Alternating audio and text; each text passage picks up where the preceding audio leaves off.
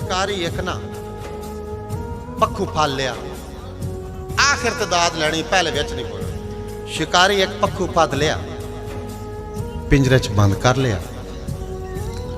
बड़िया वन पवनिया खुराकां, बड़िया कोशां, पक्खू भी सौ चाले भी तेरे हथों तो मवी नहीं खावना।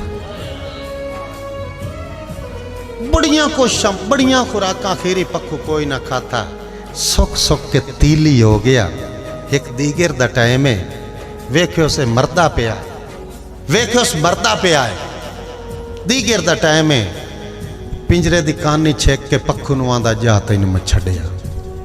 उस पक्खू गल केड़ी कीती है वसीरा लिया मेरा हुण दौड़ा सुनी।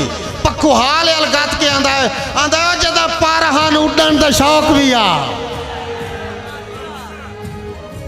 जदा पर हान उड़न दा शौक भी हा, उदा आंदा हूं फरियाद ना कर। ओए हुण दे के हुक्म उडारियां दे, मेरे पिछले डांग बर्बाद। जदा पर हान उड़न दा शौक भी आ भाई दा, उदा आंदा हूं फरियाद ना कर। हुण दे के हुक्म उडारियां दे, मेरे पिछले डांग बर्बाद ना कर। ते ना ओ कासिम रंग, ना ओ सगवे साग। आज नाल असीं उड़दे आसे, ना ओ कासिम रंग, ना ओ सगवे संग। मैथे एडा जुल्म सयाद ना कर, ना खोल दरवाजे पिंजरे दे, ना रब दई मैं आजाद।